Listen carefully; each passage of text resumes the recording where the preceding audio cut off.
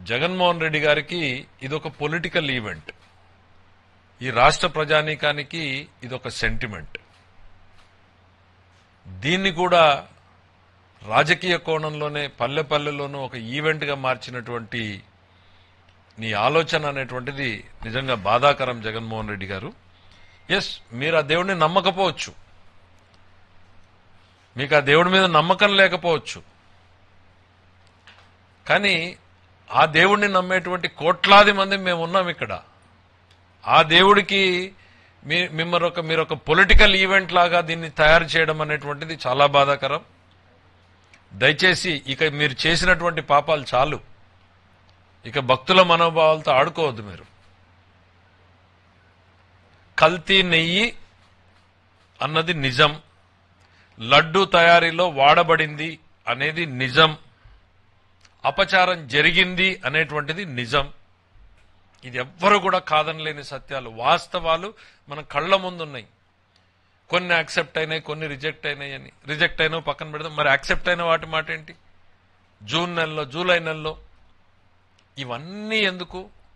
ఇవాళ ఈ రోజు మేము ఇస్తున్నటువంటి లడ్డూని రేపు పొద్దున్నే మీరు 28వ తారీఖు వెళ్ళినప్పుడు ఆ లడ్డూని చేతిలోకి తీసుకుని వాసన చూడండి.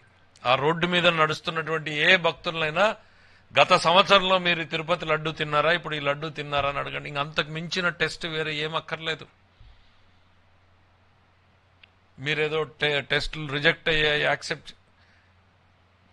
ఈవో చాలా స్పష్టంగా చెప్పాడు, ఇక్కడ కొన్ని పరీక్షలు మాత్రమే జరుగుతున్నాయి, ఇందులో తేమ శాతం ఉందా ఇంకోటి ఉందా దాని వరకే అని.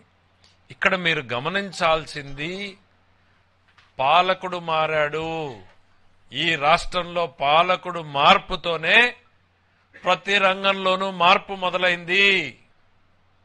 ధర్మ ప్రచారంలోనూ ధర్మ పరిరక్షణలోనూ కూడా మార్పు మొదలైంది. అందుకే ఈ నిజాలు వెలుగులేకొచ్చాయి.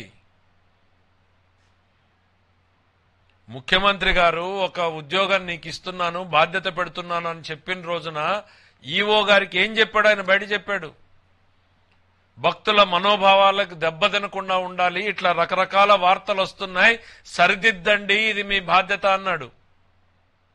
ఆ సరిదిద్దే క్రమంలోనే ఈ వెలుగులోకి వచ్చినటువంటి నిజాలు. మీరు మారలేదు, మీ ఆలోచనలు మానలేదు. జరిగింది తప్పు. మళ్లీ చెప్తున్నా, కల్తీ నెయ్యి వాడింది నిజం, దాన్ని ఉపయోగించింది నిజం, అపచారం జరిగింది నిజం.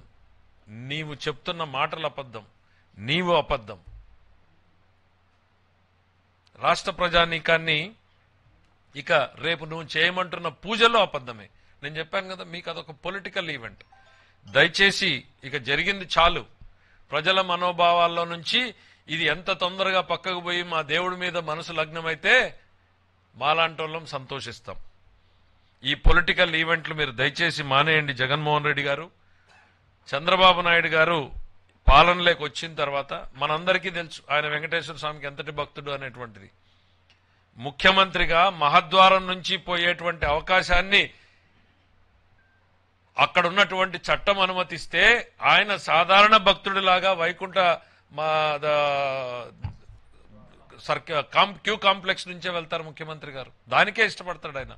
ఎప్పుడూ ఏదో శాస్త్రోక్తంగా తీసుకెళ్లాలి అన్న రోజును తప్పున మామూలుగా వెళ్లే రోజులన్నింటిలోనూ వైకుంఠం క్యూ కాంప్లెక్స్ లోంచే వెళ్లడానికి ఇష్టపడతారు. మరి మీరు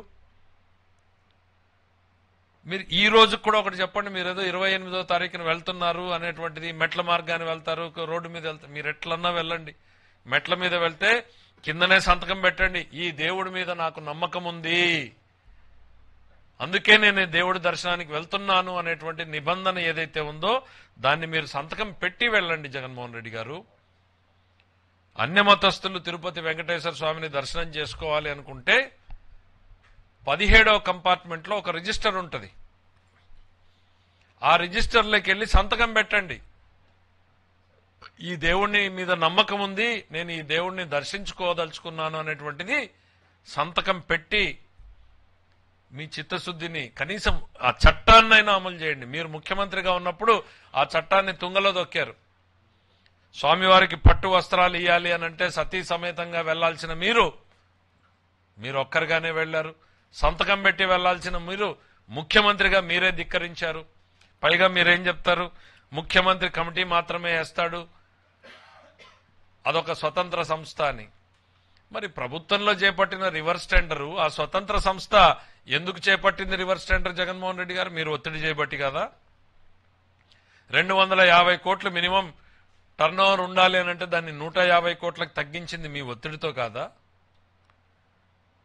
తప్పుల మీద తప్పులు చేసి, చేయరాని తప్పులు చేసి, ఘోరమైనటువంటి చేసి మళ్ళీ దాన్ని కప్పిపుచ్చుకునేటువంటి ప్రయత్నం చేయడం, ఎదురుదాడి చేయడం అనేటువంటిది ఎంతో బాధాకరం. వాళ్ళ పరిస్థితి ఏంటి?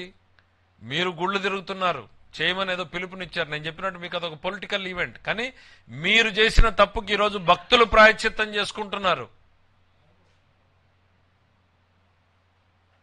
వాళ్ళ జీవితంలో కలలో కూడా ఊహించినటువంటి నిజాలు ఇవన్నీ కూడా, ఊహించినటువంటి పరిణామాలని వాళ్ళు కోలుకోలేకుండా ఉన్నారు. అట్లాంటివి చేసి మీరు మళ్ళా ఒక ఈవెంట్, పొలిటికల్ ఈవెంట్ని తయారు చేసుకుంటున్నారు. దయచేసి ప్రజల మనోభావాలతో ఆడుకున్నది చాలు.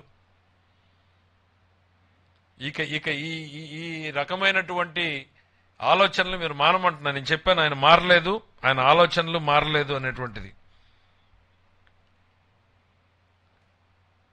మన పెద్దలు చెప్పారు, చిత్తశుద్ధి లేని శివ పూజలేలా, ఆత్మశుద్ధి లేని ఆచారమేలా అని. ఇంకా 1000 ఎలకలు తిన్న పిల్లి కాశయాత్రకు పోయినట్టు. ఇవన్నీ ఊరికే రాలేదు. బహుశా ఇవన్నీ వింటా ఉంటే ఇవన్నీ జరుగుతున్నవి, జరగబోయేటువంటివి చూసే మన పెద్దలు పెట్టారేమో అనిపిస్తుంది. మీ విషయంలో అది కరెక్ట్గా సూట్ అవుతున్నాయి రెండు కూడా.